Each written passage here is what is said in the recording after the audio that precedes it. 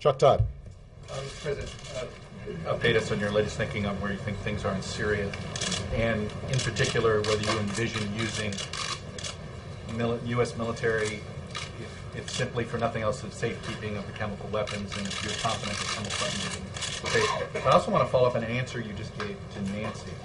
You said that one of the reasons you wanted to see Mitt Romney's tax returns was you want to see if everybody is playing by the same set of rules.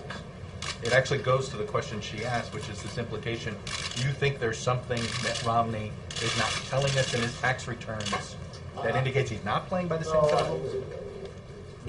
There's a difference between playing by the same sets of rules and doing something illegal. And in no way have we suggested the latter. But the first disclosure, the 1 years of tax returns that he disclosed, indicated that he used Swiss bank accounts, for example. Well, that may be perfectly legal, but I suspect if you ask the average American, do you have one? And is that part of how you manage your tax obligations? They would say no.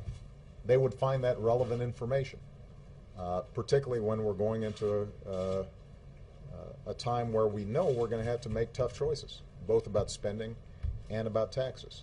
So, I think the idea that this is somehow exceptional, that there should be a rationale or a justification for doing more than the very bare minimum, has it backwards. I mean, the assumption should be you do what previous presidential candidates did dating back for decades. And Governor Romney's own dad says, well, the reason I put out 10 or 12 years is because any single year might not tell you the whole story. And everybody's, I think, followed that custom ever since.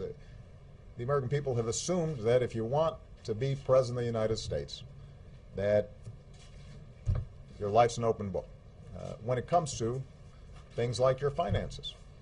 I'm not asking to, disclose every detail of, his medical records, although we normally do that as well. I mean, this isn't sort of overly personal here, guys. This is pretty standard stuff. I don't think we're being mean by asking you to do what every other presidential candidate's done, right? It's what the American people expect. On Syria, obviously, this is a very tough issue. I have indicated repeatedly that President al-Assad has lost legitimacy, that he needs to step down. So far, he hasn't gotten the message and instead has doubled down in violence on his own people. The international community has sent a clear message that rather than drag his country into civil war, he should move in the direction of a political transition. But at this point, the likelihood of a soft landing seems pretty distant. What we've said is, number one, we want to make sure we're providing humanitarian assistance, and we've done that to the tune of $82 million, I believe, so far. And we'll probably end up doing a little bit more because we want to make sure that the hundreds of thousands of refugees that are fleeing the mayhem, that they don't end up creating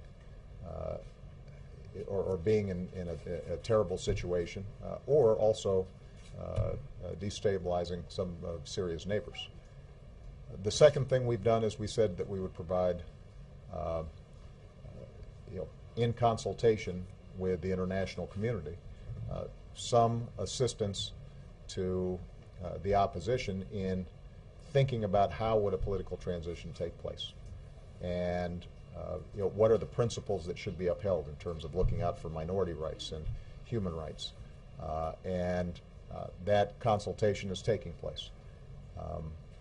I have, at this point, not ordered military engagement in the situation, but the point that you made about chemical and biological weapons is critical.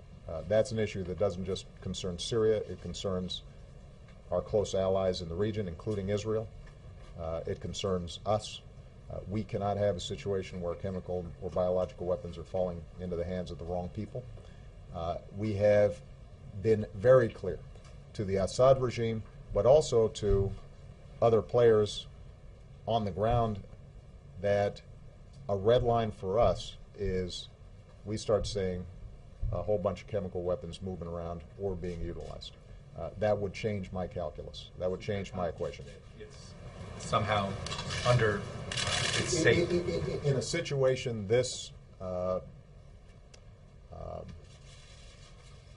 this volatile, I wouldn't say that I am absolutely confident. What I'm saying is we're monitoring that situation very carefully. We have put together a range of contingency plans. We have communicated in no uncertain terms with every player in the region that that's a red line for us, and that there would be enormous consequences if we start seeing movement on the chemical weapons front, or the use of chemical weapons. That would change my calculations significantly. So, all right. Thank you, everybody.